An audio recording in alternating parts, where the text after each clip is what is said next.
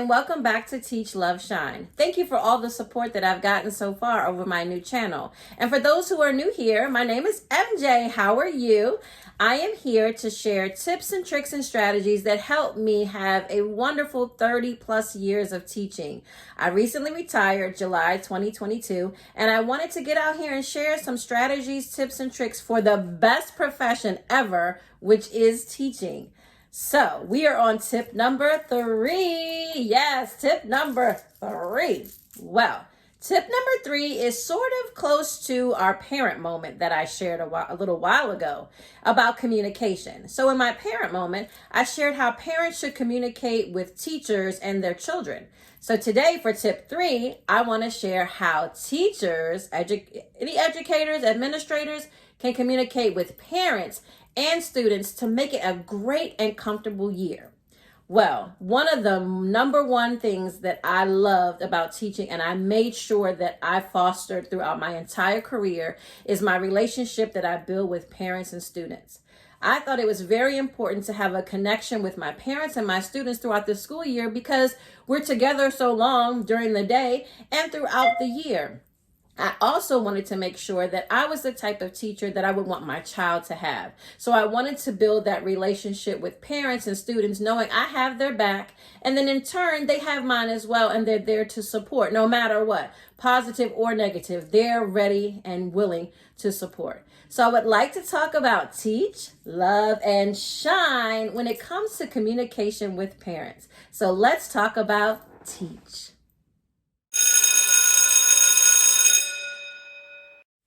All right, so teach. Newsletters. They are an awesome way to communicate with parents. I get it. More work, something else to do. However, the payoff is so awesome because parents will know what's going on. It's a great way to make sure you have communication. Now, there are so many ways to do newsletters these days. Of course, like when I was a young teacher back in the day, of course, paper. Typed out a newsletter in a wonderful Word document with my pictures and information.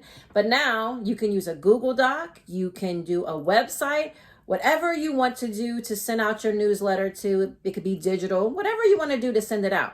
Now, in these newsletters, what's great to have in newsletters are like a good quote for the month, some FAQs, especially parents are asking the same question over and over again. You can put it out there to answer it, some current events, what the month looks like at a glance, some expectations. It's also a time to like shout out students, like student of the week, the month, any great things that have happened, sharing pictures and things, to share a positive, have like a positive corner, share some positive things. I think a newsletter is a great idea. I used to do newsletters all throughout my career of teaching, and as an instructional lead teacher these last 5 years, I started implementing a newsletter as well, and or adding to the newsletter that my principal sent out as well. So I want to show you a couple different types of newsletters that you could use. I'm going to show you my old one back in the day, which could be relevant now, and a recent one that I've worked on in the past year. But you can make it your own as much as you want, these newsletters. So let me show you a few. So this is an example of one of my newsletters. This was like the beginning, like just a little message to the parents, things they should know. You can see how old this newsletter is. Oh my gosh, 2000. News bulletin, just some ideas for the classroom. I wanted to include some things to ask your child, like what we did. I included that. This is when I was ILT last year. I sent out a newsletter to parents, giving them important testing dates, links to books and things like that, just information about our reading program. This is Wakalet, which is a free digital newsletter. You might want to check that out to create your own as well. Do you do newsletters already? Drop in the comments and share what you put in your newsletter or some ideas to share with other educators on how to make the newsletter really work for your classroom. So let's talk about love.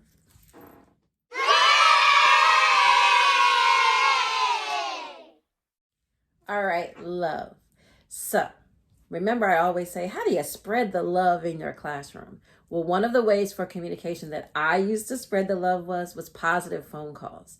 Now, let's be real. We have to make phone calls to parents all the time, or emails, or whatever the case. And sometimes they're just not so positive. It's usually something that happened in the classroom, or a recurring phone call, or recess, or whatever the case may be. However, a good way to start a good relationship and communication with your parents is to make positive phone calls. And I know that there are many educators out here who do those on a regular basis. And it was one thing I enjoyed doing so much, because a positive phone call is an awesome way for parents to be receptive to you. And especially if they get positive phone calls, when you have to call on those negative ones, they're really there to listen and support and be, open to what you have to say. However, positive phone calls to me were always so much fun, because I would call, and when parents get a teacher phone call, immediately they're on guard, like, hello, how are you? What did they do? So I thought positive phone calls were always a great idea to kind of catch parents off guard, but make the children feel good and make the parents feel good as well. Now, I used to make parent phone calls when I was a teacher. The first week of school, at the end of the week, I would call all my kids and give some type of positive feedback. And if I needed to give them, like, they need this material or a little something that they need to work on, I could kind of throw that in there as well. Now, class sizes are large, so you figure out if the first week of school is one of those to do. I know there are some educators who send out like really nice positive postcards and things like that. That also works as well. So I would call all my kids, positive phone call, and then I would set up where I would make a positive phone call about 3 times a week, to make sure that I'm calling different parents and just highlighting the students as much as possible. So I want you to watch this simulation of a parent phone call. Take a look. Hi, may I speak to Miss Wheeler, please? Hi, Miss Wheeler. This is Mrs. Johnson, Floyd's teacher. How are you? Good, good, good. Oh, Miss Wheeler, you okay? Oh, did Floyd do something today? No, well, kind of. I was calling because, no, he didn't. No, I'm actually calling because Floyd participated so well in class today. He was raising his hand. He was on fire today, okay? Yesterday, what we learned about main idea, he was able to repeat everything that we did yesterday and get the class sort of motivated to get back on track. And I'm just so proud of him. I love that he's paying attention. And I just wanted to let you know that I am just so happy that he's in my class and that he is really participating a lot. You were expecting something. No, everything's fine. Everything's fine. I just wanted to shout him out for working so hard. So yes, please let him know that I made a positive phone call as well. And it was great talking to you as well. All right, talk to you soon. Bye-bye. All right. So that's just me being funny, but that's how I would do a positive parent call. And remember that you do these positive parent phone calls. When it's time to call for something not so positive, it makes it a little easier and they're a little bit more receptive to what you have to say as well. But in a perfect world, they're all positive phone calls, right? Of course. All right. So let me know below in the comments if you do positive phone calls or any kind of tricks that you have. Also, one thing I don't want to forget to tell you is whenever you make these phone calls, positive or negative, mostly positive, make sure you record it. Have a notebook or a running Google Doc where you record the time you called, the day you called, and sometimes just a quick little word like what you were talking about. You want to keep a record of that because you never know when somebody might say, have you called this parent? Have you talked to this parent? So it's really good to have just a running record of that. All right, so shine. All right, shine. Now, I know that there are going to be days where you might not shine as bright as other days because you get tired. I get it. It's a lot of work being an educator and people just don't understand sometimes. However, I want you to shine. I'm challenging you to make positive phone calls. I'm challenging you to set a goal for yourself. Try to do one, a week, one positive phone call or email or something that makes you feel good about what your students are doing, and to communicate that with the parents, and then try to build from there. I challenge you to create a newsletter, or if you have Dojo or other kind of communications, that you send out a story with information that parents are aware of what's going on in the classroom so they can have a connection to the classroom.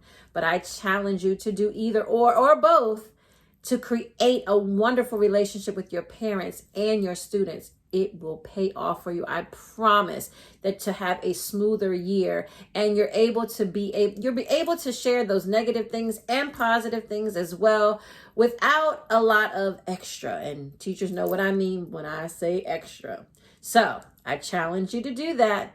Now, please don't forget to share, like, and subscribe to my video, Teach, Love, Shine. I appreciate all the love. Please share this video with other educators, your friends, administrators, parents, whoever. I just want to get the word out to try to keep our teachers here. It's the most wonderful, sensational profession that there is. And you see, I can't get away from it because I just love talking about it so much. So I'm not going to get off on a tangent here, but enjoy a happy weekday of teaching, and I'll see you soon with tip number 4. Happy teaching. Bye.